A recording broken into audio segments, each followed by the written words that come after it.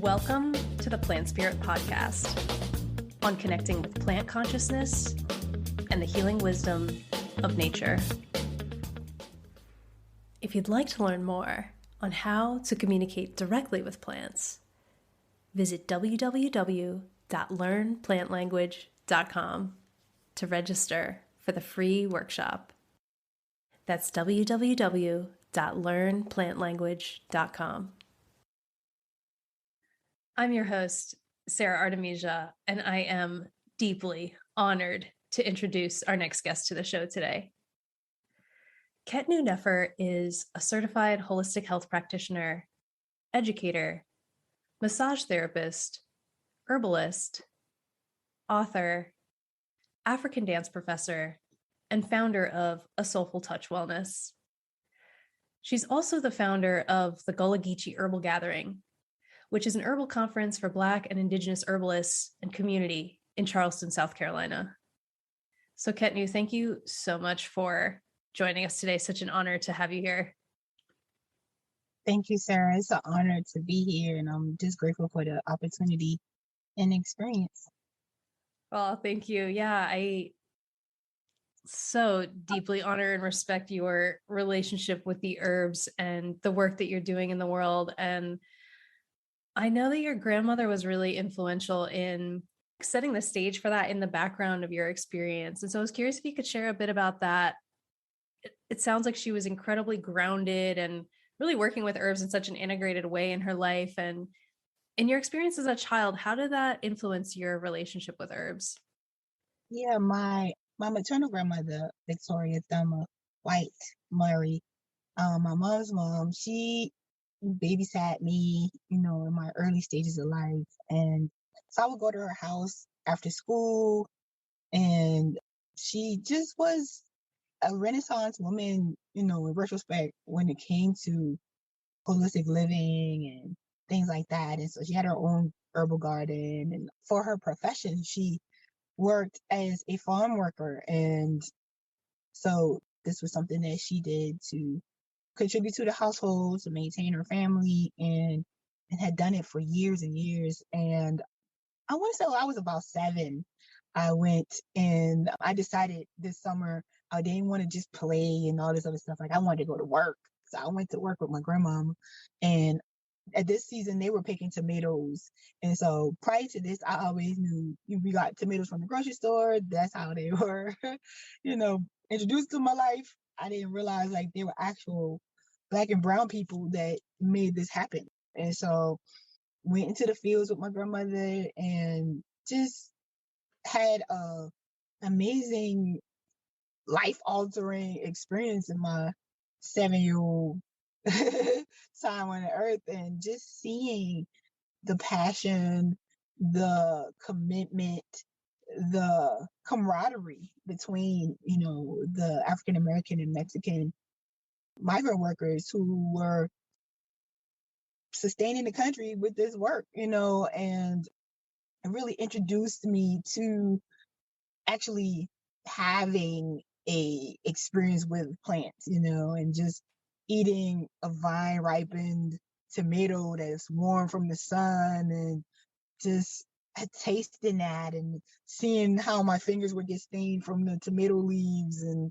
just being under the sun and, experiencing all of that. And, so that was kind of like the cumulative thing. And then I realized later on that, my grandmother was a herbalist, and she had all these tinctures and tonics, and, we would go foraging, but it was our way of life. So I didn't see it as a profession or anything like that. It was just how she sustained her family and took care of her family, because you cough or sneeze or anything, you were going to get a natural remedy. There was no rushing to the doctor and all that great stuff. So yeah, she was very influential in that, and it really made me respect who she was as a person, and gave me greater insight on what being a woman looked like, and and then being a herbalist, a community herbalist, and someone who really takes care of not only their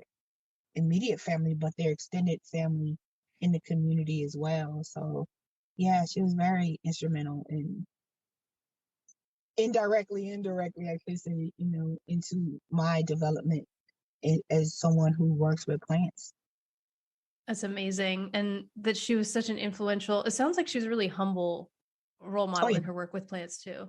yeah, oh yeah. She was so down to earth. Like she was just such laid back, just about her business type of person, and being that I'm so outgoing and it's such a juxtaposition, but at the same time, I could see parts of that within me.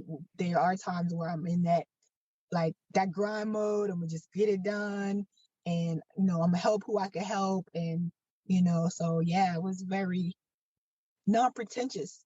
She was very just grounded and just solid in who she was from what I know and what she was doing, and it came through. It really showed because you could feel the love in her food. You could feel the love for her animals and the food that you ate from her garden. You could just tell it was infused with intention and love and all the great things that you think grandmama should be.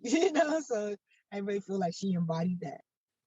That's amazing. And that's so the way of the plants too, just infusing the love and being really grounded and humble and intentional. I'm curious too, now as an adult, how would you say that the path of herbalism has changed your life? Well, first of all, it saved my life. Honestly, I am a uterine cancer survivor, and I did a lot of holistic and natural protocols. So even though I was using the allopathic system to diagnose and see what was going on, it was through my naturopath and my acupuncturist and my herbalist that, and through my own personal studies, that I was able to not only save my womb, but sustain it now and maintain its health. And so that really transformed that for me, but also being a massage therapist and having my clients just, they're like, oh my God, you're so knowledgeable. Have you done this? Have you heard of this? And so to remain in my scope of practice, and that's how I actually got into it as a profession, because I really just wanted to be of help to my clients, because I knew through my experiences what it felt like to go to 50 different people and tell your story all over again, because you got to see the allergist and your primary care doctor and all that other stuff. And I figured I didn't necessarily want to be a one-stop shop, but I wanted to be a great resource of information if I couldn't help them, but at least, physically I could at least give them some information for them to look up or try or recommend an essential oil or herb or food, because people don't think it's food is medicine, but food is medicine as well. So just being able to provide that for my clients and be a resource. I really feel like that is my purpose in life, is a resource. I don't like the term healer. Like, I don't feel like I'm, oh, because of me, you're healed. But I like to think that I'm a conduit of healing and a resource of healing information and healing practices and modalities that assist people along that path. And I feel like having the plants as an ally is, one of the things in my toolbox to assist people in doing that. Amazing. And what you were just sharing about being a conduit for healing and a resource, that is, I feel that so deeply in your work. And I feel that particularly also really strongly in your work with the Gullah Geechee Herbal Gathering and how you have created that and brought that into the forefront and the container that you create for that experience. Could you tell us a bit about the Gullah Geechee Herbal Gathering? What is it really? What inspired you to start it? And where do you see it going actually too? That feels really key. Mm, that's a great question. The Gullah Geechee Herbal Gathering is my ancestral assignment that I received while sitting at the Chesapeake Herbal Gathering in 2019, and just sitting there, surveying the scene, and just really admiring the landscape that Molly Meehan Brown had put together in her conference. And I just received the download, like, you're supposed to be doing this. And it came to me just like that. That voice said it just like that. And I turned to my partner, Dr. Yu, and I said, I think I'm supposed to be doing the Gullah Geechee Herbal Gathering. And I was just like, it gave itself a name, it birthed itself. I felt like Mary in that in that aspect. It was just like, here's this immaculate conception kind of deal, because it was nothing that I ever aspired to put together or anything, because I feel like I'm still growing in my herbal practice and all of that. So for me to be the forefront of an herbal conference was like, yeah, right. Massage therapy. Yeah, I'll probably be like, yeah, I'm going to do the next big massage conference thing. But after that, moments after having received that epiphany, the creator of the New Orleans Herbal Gathering, Eleni, sat beside me, and I said, Eleni, I think I'm supposed to be doing the Gullah Geechee Herbal Gathering. And she said, great, I'm gonna give you the template. Let me go change my clothes. And she came back and she said, okay, contact this person. You should do this, blah, blah, blah. And I still have that note in my Google Docs to this day. And so that's how it was birthed. And so once I received that assignment, I was like, okay, what does that look like? Who am I looking to serve? Why? What does that mean? What does the Gullah Geechee Herbal Gathering mean? Should it just be only for Gullah Geechee people? Should it should it be for the community? So I had to really sit with myself and really petition the ancestors. They were like, okay, y'all gave me this assignment. What does that look like? And then I thought about my experiences attending herbal conferences and how I felt and the things that I really enjoyed and the things that I loathed. And, so I was like, okay, well, this is my opportunity to formulate something that I would love to come to. Not that everybody likes the stuff that I like, but I got a general pulse of what people may want. And so it came in that way. So I decided, yeah, this is for Black and Indigenous herbalists, but it's also for the community, because I knew what it felt like too, to be that person who I like chamomile tea and I want to learn more, and being that person and not necessarily wanting to, provide herbal services for people in the community, but just wanting to be a resource for my family and knowing that I don't have to rush to the doctor for every sniffle or cough.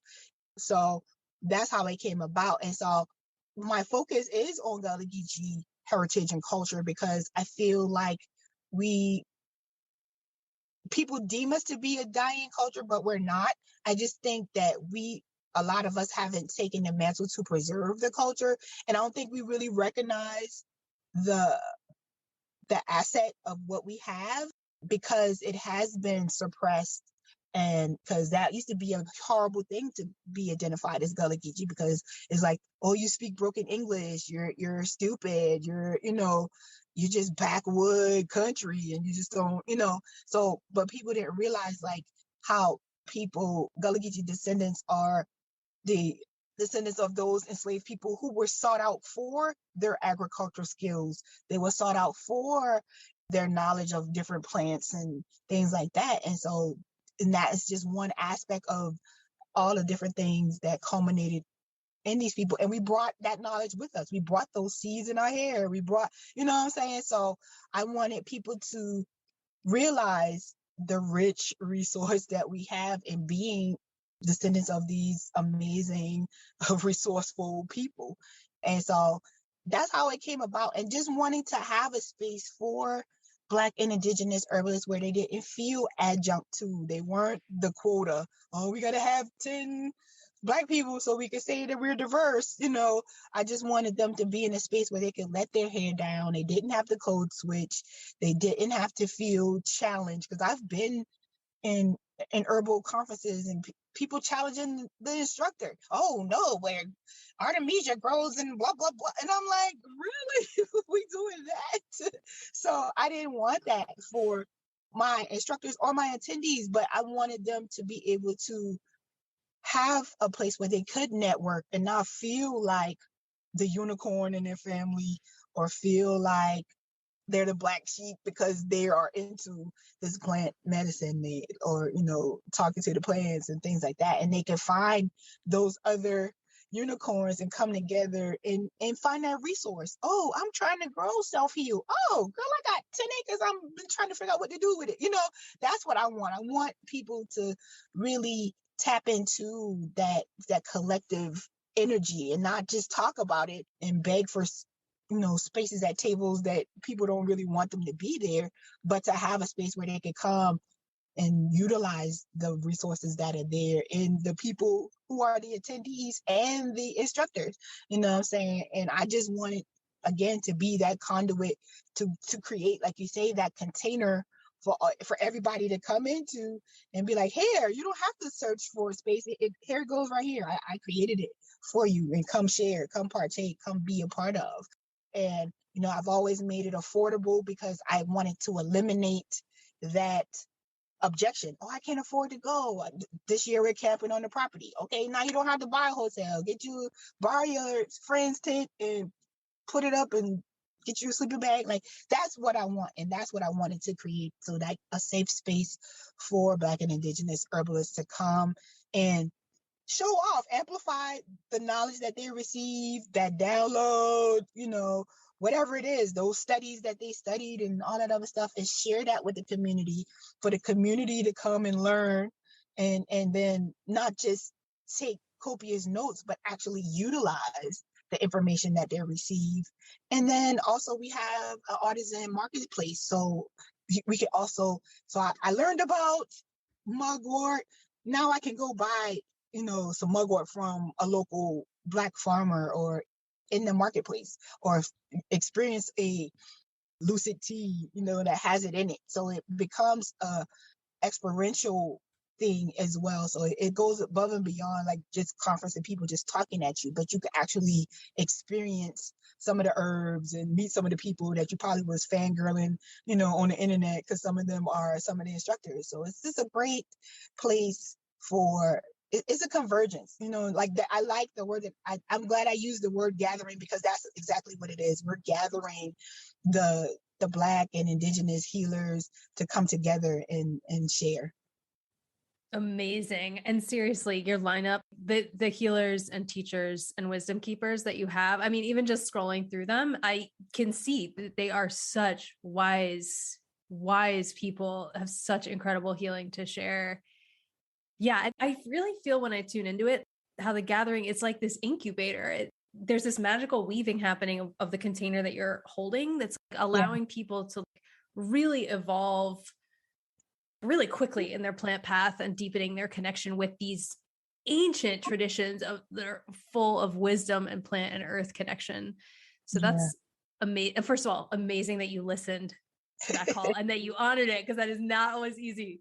It's not always easy. It hasn't been easy. I'm not going to sit here and lie to anybody and say that it has been easy, because I am the soul, SOUL and SOLE person. I am the team of the Gullah Geechee Herbal Gathering, but that's not a superwoman achievement. But it was just like, I just wanted to ensure that I follow through with what was given to me and do the best that I can to make it happen. Amazing. What do you feel when you feel into the future of the Gullah Geechee Herbal Gathering? Is there anything in particular that you feel coming forward for next steps with it, or? Yeah, I see it growing into an herbal academy.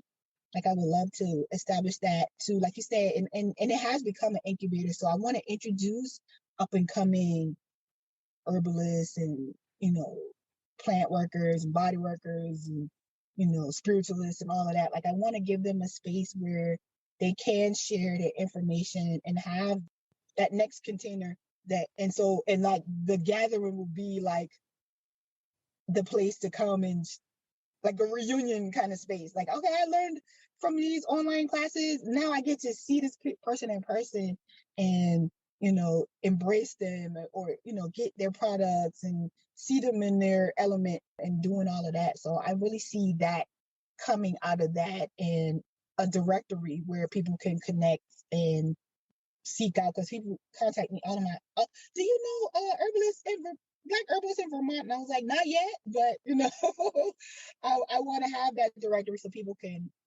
go and seek out those people that they're looking. Because a lot of times when people travel, you never know. Sometimes somebody may fall ill and things like that, and they're looking for resources. So that would be a great way for them to connect in that way and get that information.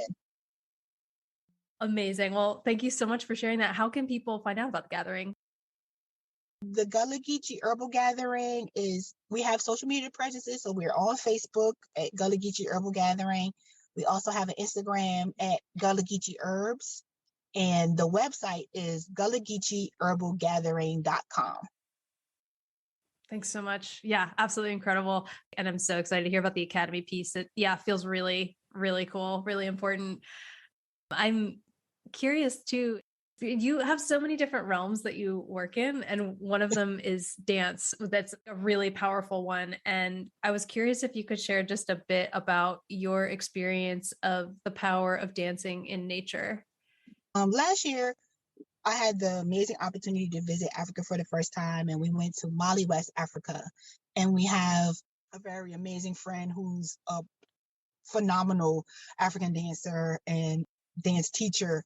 So we spent a month there. And so I decided to take personal classes with him. And I'm thinking, oh, we're going to be in the studio in my Western mind, and he takes us and so my love is an African percussionist, amazing drummer. And so he did private lessons as well. So our host arranged for us to do our private lessons outside. And it was in this amazing mango grove in the middle of this village. And it was just so amazing. So dancing, feeling connected to the earth. And I have all these amazing mango trees and these children harvesting mangoes as I'm doing my dance class and just seeing community life go on. So it was so natural and organic. And even though I was a little self-conscious because at one point the children came and, gathered around because they seeing this foreign woman. Because even though we are Black, they could tell you're American. I don't care.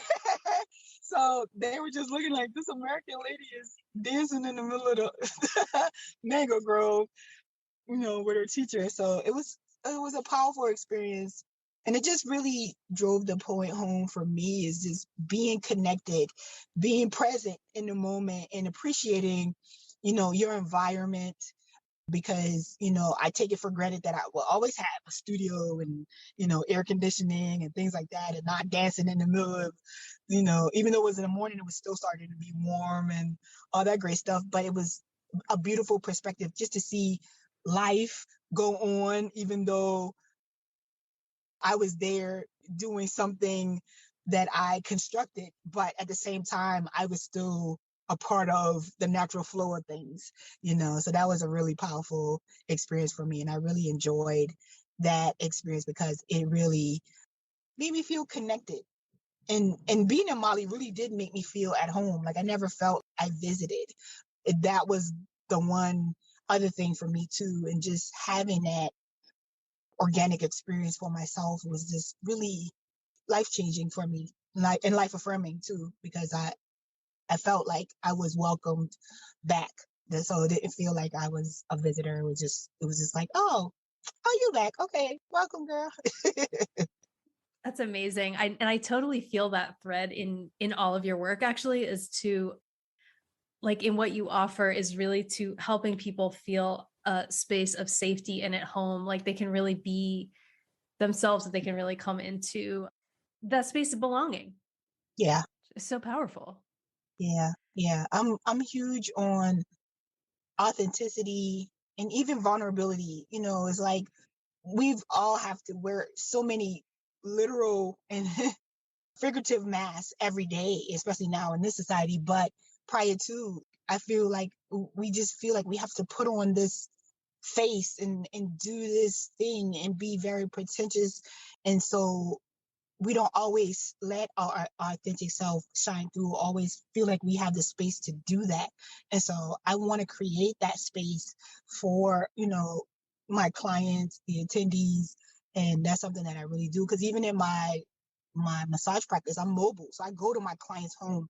So I see them at their with the kids running around or the cat walking on them during the massage. Like I see them in those spaces, but I respect that even more. And I feel like that's even more therapeutic. That's more cathartic because they're in their own space. You know what I'm saying? And then I feel honored because I'm welcomed into their space, because your home is your personal portal. You know what I'm saying? So to be invited into someone's home is definitely an honor and a privilege. And I don't take that for granted. So I want to create those type of things for people so that they can have that for themselves. Amazing. And yeah, clearly your work in the world is so powerful. And so tell us, how can people find out more about you and your work? I'm available on my website at asoulfultouch.com. And I'm also on Instagram at A Soulful Touch Wellness and on Facebook at A Soulful Touch.